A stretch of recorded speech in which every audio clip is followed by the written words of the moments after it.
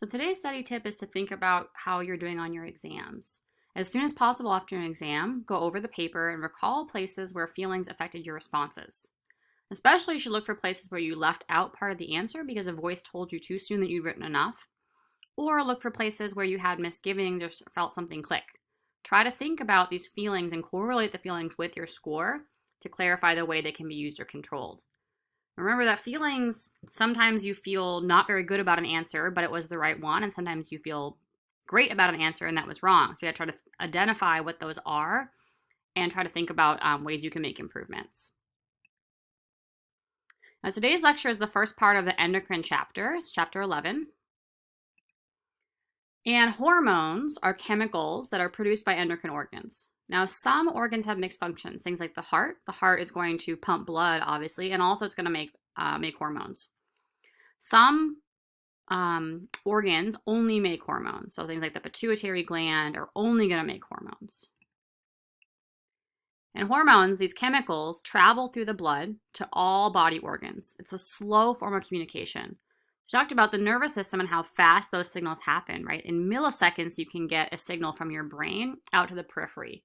Hormones are going to travel throughout the body, all throughout the blood, and they're going to have a specific receptor on a target organ for that hormone. So that means that unless there's a receptor present, that hormone can't bind and have action on that tissue. So first we're going to talk about the 4 categories of hormones. And these are amines derived from tyrosine, proteins, glycoproteins, and steroids. The amines derived from tyrosine are things like epinephrine and norepinephrine. So these are hormones that come from the adrenal medulla. These hormones are hydrophilic.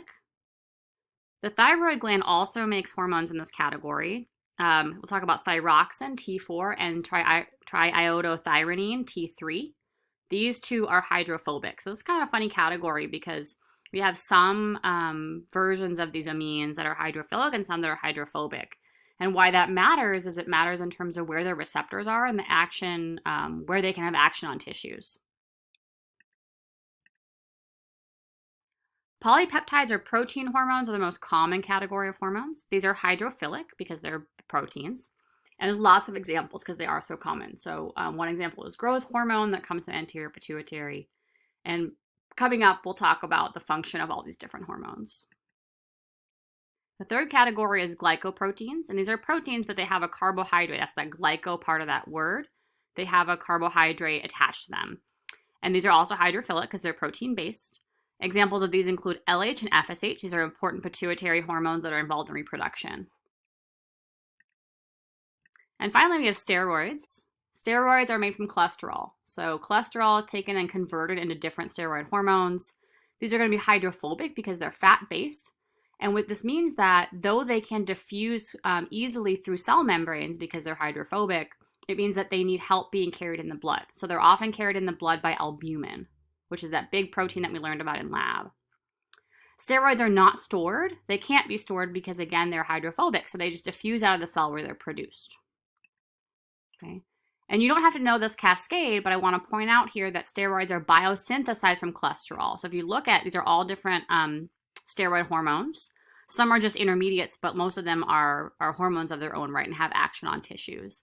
But you can see cholesterol gets converted into pregnenolone, which gets converted into progesterone. You may have heard of progesterone as a pro-pregnancy hormone. And then also some other steroids you might notice on here is testosterone, estradiol, or E2.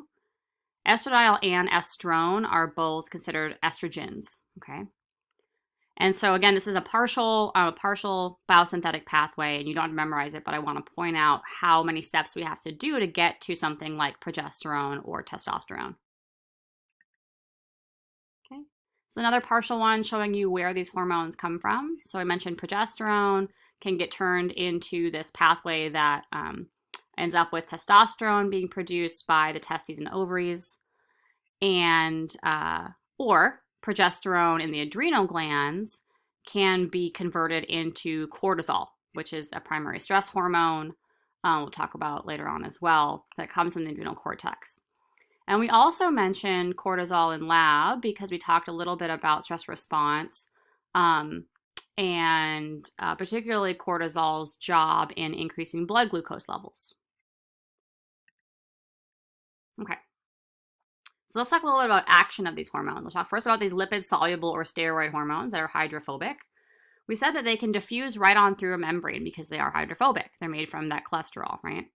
And so what happens is that, remember, they're carrying around in the blood by a carrier protein, something like albumin, because they're not going to be able to dissolve in blood because they're fat-based, right? So here's our hormone, our steroid hormone in the blood, bound to a carrier protein. When it reaches the target cell, that hormone will dissociate from the carrier protein and just diffuse right on through into the cell. Then the receptor for the hormone is a protein receptor. That hormone is inside the cell. So next time we'll see about the surface proteins, the surface receptors, but here we see our hormone diffusing into the cell and binding to a cytoplasmic receptor. And then what happens is that hormone receptor complex actually moves, it translocates into the nucleus, where it's going to bind onto DNA directly. And that's going to cause transcription. And ultimately that transcription will end up in translation or protein synthesis. And that protein that's made in response to this hormone is our steroid hormone response. Okay. Here's another way to look at it, what it's actually doing here in the DNA. Here's our steroid hormone. It's bound to its receptor, okay? And it binds to what's called a hormone response element, okay? And actually what you need for a lot of these receptors is you actually need two hormones, okay? Or, the same hormone, but two molecules of the same hormone to bind on to that hormone response element that's found in front of the target gene. And when those hormones with their receptors bind to that hormone response element, then that target gene is transcribed. Okay. All right. So just a list showing you the summarizing the steps of this process. Our steroid diffuses through the plasma membrane. It binds to the receptor protein in the cytoplasm to make a complex. The two of the complexes dimerize, which means they come together on that DNA and bind to the hormone response element. When that happens, the target gene is activated, which means that the mRNA is made, transcription, ultimately a protein is made, translation. So a couple videos in here for you to watch to look at some of these processes.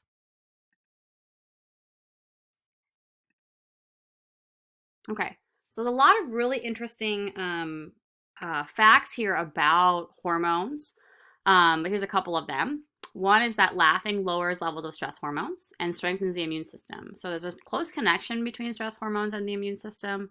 It kind of goes both ways, but laughing can help lower levels of stress hormones. And 6-year-olds laugh an average of 300 times per day compared to adults that only laugh about 15 to 100 times per day. So kids are much better off at this than us adults are. And even the mere anticipation of a laugh can cause a 27% boost in a mood-elevating endorphins. It can improve mood, strengthen the immune system. Okay, so that was fat-based or steroid hormones. Now we're going to talk about the action of water-soluble hormones. These are going to be hormones that are polar, hydrophilic hormones, so they can't cross the membrane. These are going to be all of our protein-based hormones. And when these bind to their receptors, there are 3 kinds of secondary messenger systems that we see happening in response to hormone binding. Okay, so we'll talk about these 3 coming up. There's going to be the adenylate cyclase CAMP system, the phospholipase C calcium system, and the tyrosine kinase system. So our polar hydrophilic hormones are going to bind to one of these 3 types of receptors and activate these different processes. So this one should look familiar to you, our adenylate cyclase CAMP system, where we have our receptor, our hormone, bound to the receptor out here. So again, notice these hormones can't diffuse through the membrane because they're protein-based, and so they have to bind to these cross or transmembrane receptors. Okay, so our receptor has an external domain where the hormone binds and an internal domain. So remember in the adenylate cyclase CAMP system, the hormone binds. Binding causes activation of associated G proteins. Those G proteins activate adenylate cyclase. Adenylate cyclase's job is to convert ATP into cyclic AMP. Cyclic AMP then activates protein kinases, and protein kinases start a fast phosphorylation cascade, resulting in phosphorylation of a bunch of proteins. So these might activate enzymes or inactivate enzymes, or maybe even do things like change transcription. Okay, so writing this out in words, our hormone finds a receptor on the membrane. Receptor activates the G protein. G protein activates AC, adenylate cyclase. That enzyme hydrolyzes ATP into cyclic AMP. Cyclic AMP activates protein kinase, and kinase phosphorylates a bunch of enzymes on or off. Reason why it's second messenger system is this is amplified, right? So a single hormone binding can cause this phosphorylation cascade and amplification of the signal. So that one should look familiar to you from the nervous system. Let's talk about one you may not have seen yet. But this is actually also present in the nervous system in response to neurotransmitter binding. So phospholipase C calcium system, we see a similar beginning where our hormone binds to a receptor. That receptor binding action activates G proteins. In this case, though, G proteins are activating a different enzyme, phospholipase C, that's also found in the cell membrane. And phospholipase C is cleaved into DAG and IP3. IP3 then is going to activate the endoplasmic reticulum to release calcium from storage. And if you remember what releasing calcium from storage does, means you have an increase in calcium in your cell. And calcium is necessary for vesicle exocytosis, right? So for neurotransmitters, other hormones, things like that. This calcium is going to be used to exocytose vesicles. Okay, here it is written out for you. Hormone finds receptor on the membrane. Receptor signals the G protein. G protein signals that PLC, phospholipase C. Phospholipase C converts a membrane phospholipid into IP3. And IP3 then induces the ER to release calcium. The calcium also is going to bind and activate calmodulin, which calmodulin then activates protein kinase. So we have a couple different kinds of cascade and ways to activate protein kinases. Okay, and kinase phosphorylates proteins for action. And I also mentioned that this calcium release can cause vesicle exocytosis as well. Okay, so let's talk about our third kind of receptor. This is tyrosine kinase. Insulin is a hormone that uses this tyrosine kinase receptor. So what it looks like is that the insulin receptor actually has two different parts here too. There are two half receptors, and they form a dimer, meaning they come together before insulin binding. Okay. Then when insulin binds and makes this bridge between the two halves of the receptor, insulin binding causes what's called autophosphorylation, which means that it's phosphorylating itself. Remember, phosphorylation means activation. So we're activating ourselves here. In this case, tyrosine kinase receptor is activating itself. And then once it's active, it's going to activate receptor and phosphorylate other molecules too. So you get a phosphorylation activation cascade here, starting with autophosphorylation when insulin binds. Okay. So our active signaling molecules then cause a whole cascade of effects, including the things that you know that insulin does, right? Things like glucose uptake and anabolic reactions. So remember, insulin's job is to help you store blood glucose. So you're going to do that by taking it up from the blood and putting it into tissues like the liver and fat and muscle tissue.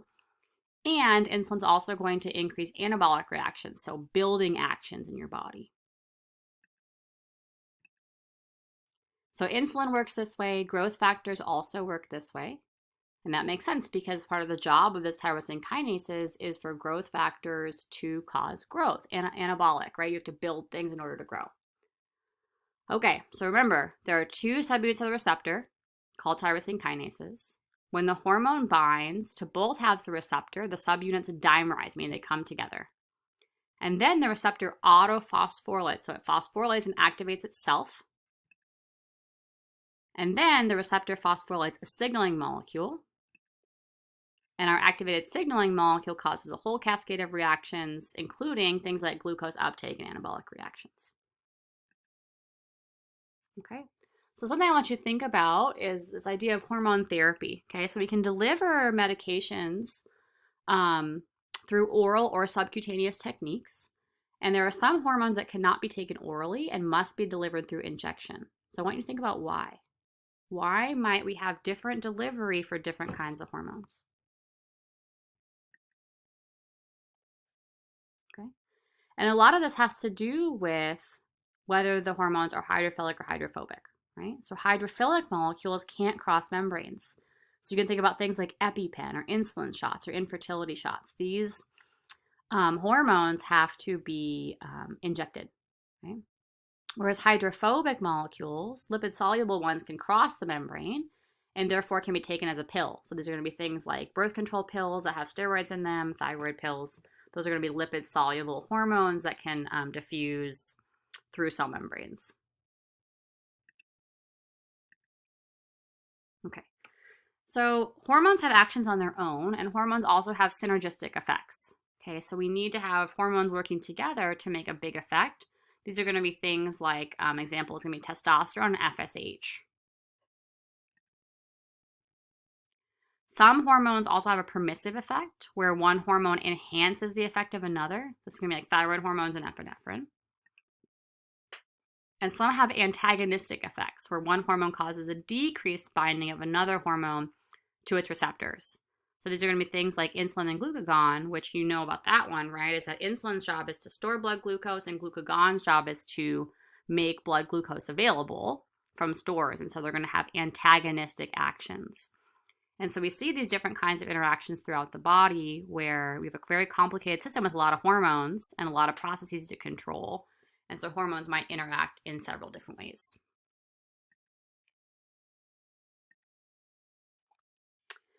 Another way in which we regulate this system is through receptor regulation. So we can regulate the hormone and release of the hormone, and we can also regulate the receptors. So it turns out that down regulation of receptors is actually really important.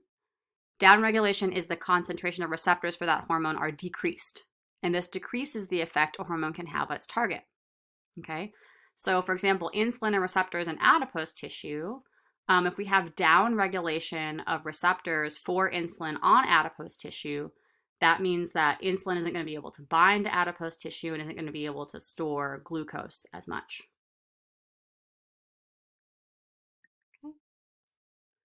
We can also have upregulation of receptors, where it can make a tissue more ready and primed to accept that hormone and have a stronger action from the binding of that hormone. And so an example of this is going to be GnRH, a hormone that comes from the brain, an area called the hypothalamus, actually increases sensitivity of the anterior pituitary to more GnRH. So a little bit of GnRH makes the anterior pituitary have more receptors for GnRH, so that when more of that hormone comes along, there's a stronger effect on the anterior pituitary from GnRH. Okay, so I want you to review this stuff. Today's all about the basics of lipophilic and hydrophilic hormones and their receptors of action, because next time, the second half of this lecture, we'll talk about all the different hormones and their actions.